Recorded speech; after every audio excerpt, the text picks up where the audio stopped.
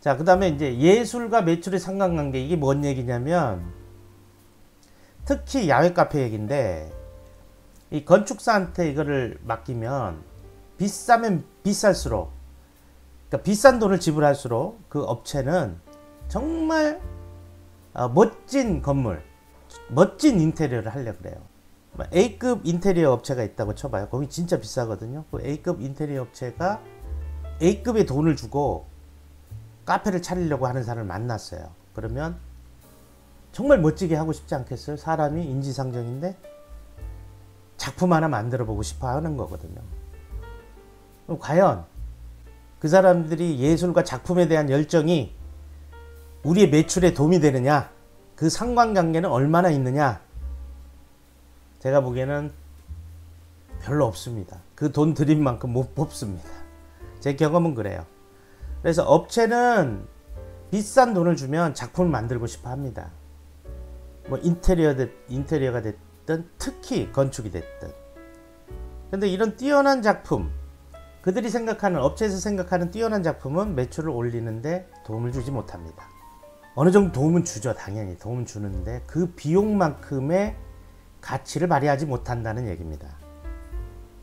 그래서 매출이, 그 인테리어의 고급화로 인해서 돈을 많이 쓴 걸로 인해서 뽑아낸 매출이 그 비용을 상쇄시킬 때까지 기다리려면 하세월이다 하는 얘기입니다.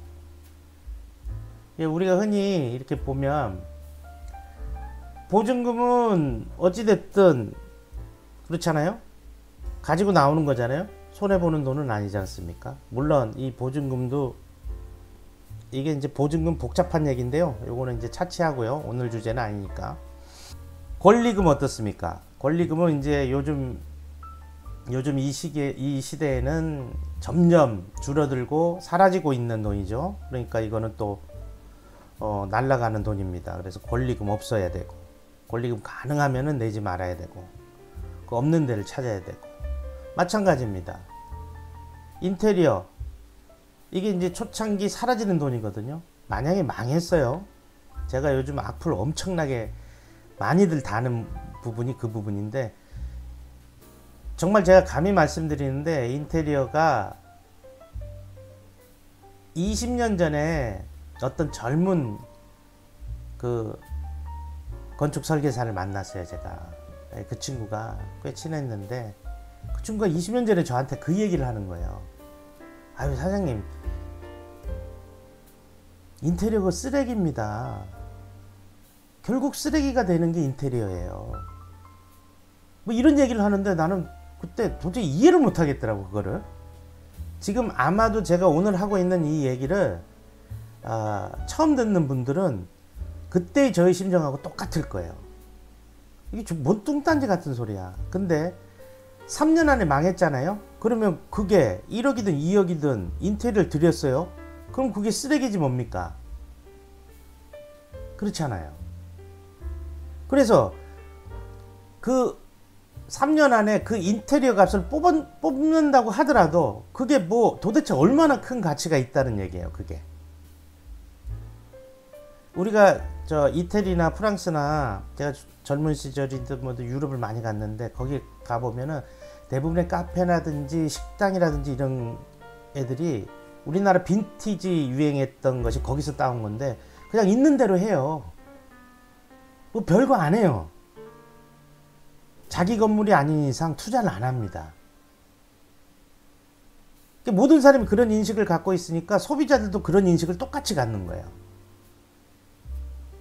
그러니까 돈을 들이지 않은 상태에서 스타일을 찾고 차별화를 가져가는 거예요. 이제 컨셉을 찾는 거죠.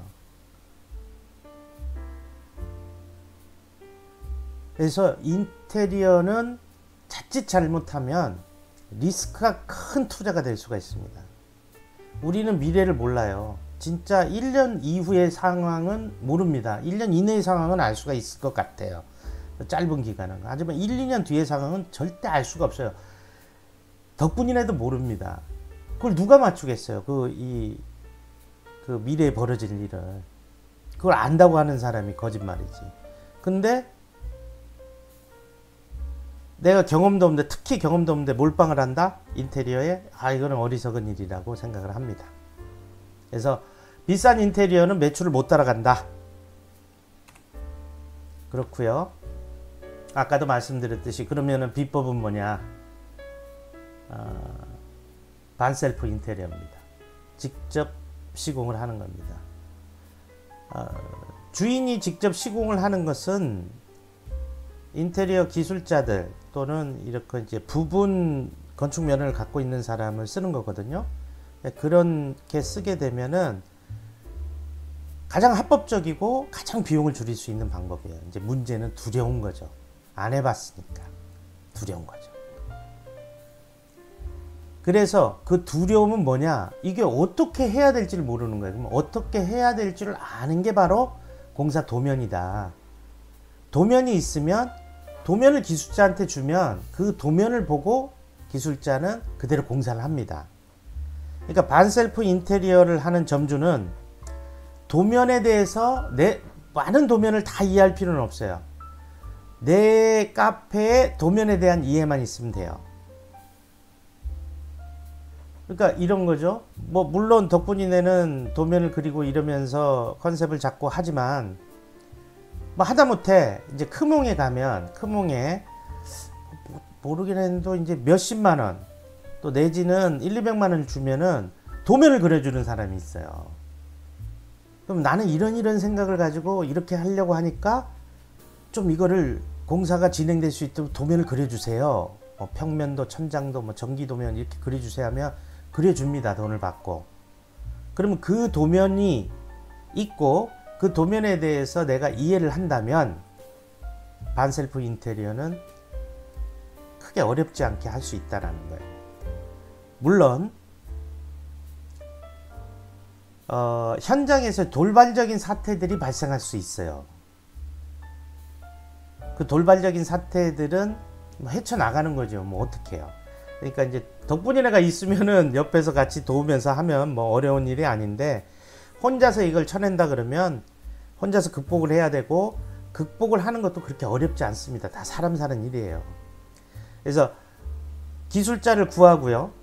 요즘은 기술자 구하는 것도 얼마나 쉽습니까? 인기통이나 숨고를 통해서 아주 쉽게 구할 수가 있어요. 적어도 5명의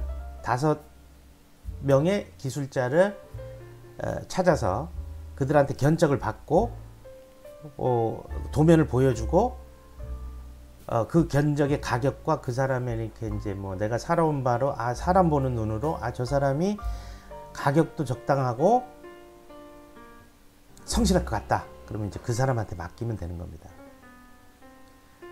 생각보다 쉽습니다. 안 해봐서 그렇지 그렇게 어렵지 않아요.